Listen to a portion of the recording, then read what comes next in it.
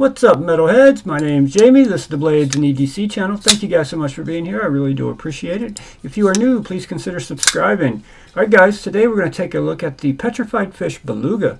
First off, this knife was sent to me by Blue Creek Knives, Brian at Blue Creek Knives. They are linked in the description. If you need to pick something up, give those guys some of your business. They're really good people and very involved in the community, and I am an affiliate of theirs, so if you buy anything, use my code BEDC10 and get 10% off.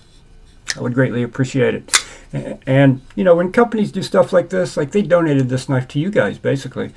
Brian gave me this knife for my 2,000 YouTube subscriber giveaway, and so this knife will be going home to one of you in the very near future, so keep an eye out for details about the giveaway. That I'll be scheduling that live pretty soon, and got lots of cool stuff to give away to you guys, and I'm super excited about it. And thank you all so much for the support.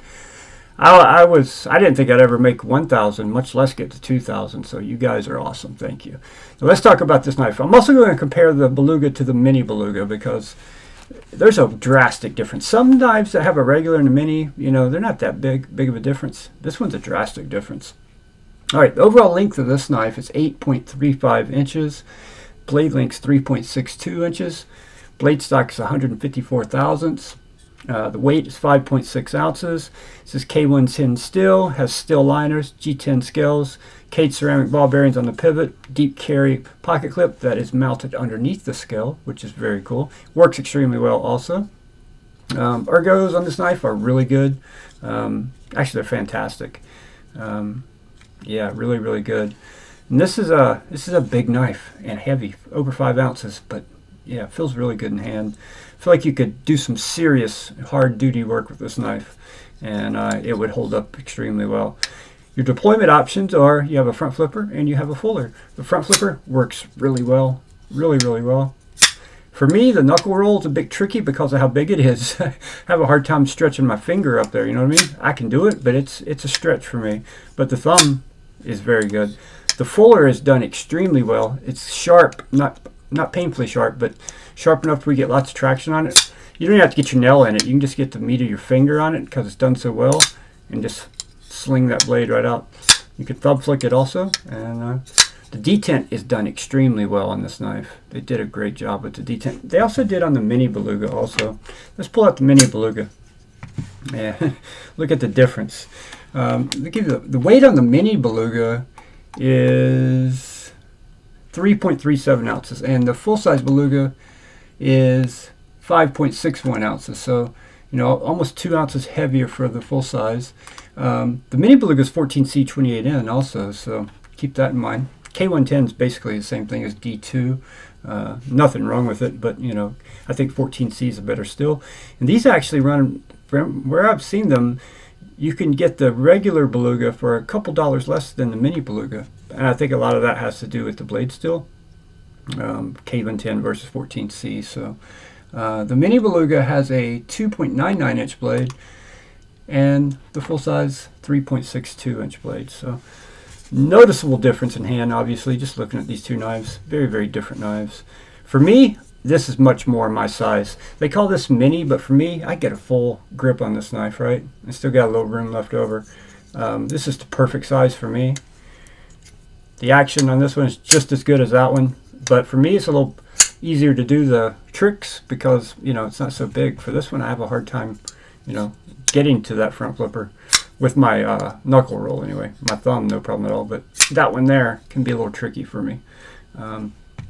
I guess if you're thinking about buying one of these, you know, let's give you a couple size comparisons and give you a good idea in case you don't own either one. We'll put the pair 3 in between both of them. Line the butts up. So the Mini Beluga is almost the size of the pair 3, right? Pretty close. A little bit shorter than pair 3. How about the QSP Penguin? So the Mini Beluga is right there in that penguin size. This should just be the Beluga, and this should be the Beluga XL, in my opinion. This is an enormous knife. How about the Benchmade Bug Out?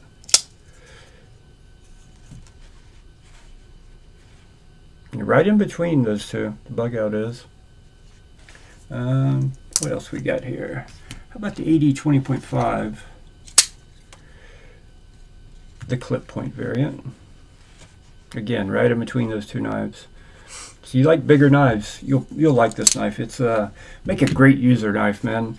Heavy duty use, I think it would do very well with. You got that thick blade stock. Got a nice edge on it from the factory too. Really, really sharp. They did a great job putting the edge on it. This is a knife I'm confident you could beat up on all you want, and it's going to serve you well. You know, even there's a lot of internal milling on these scales also, and still, you know, the weight's over 5.5 ounces.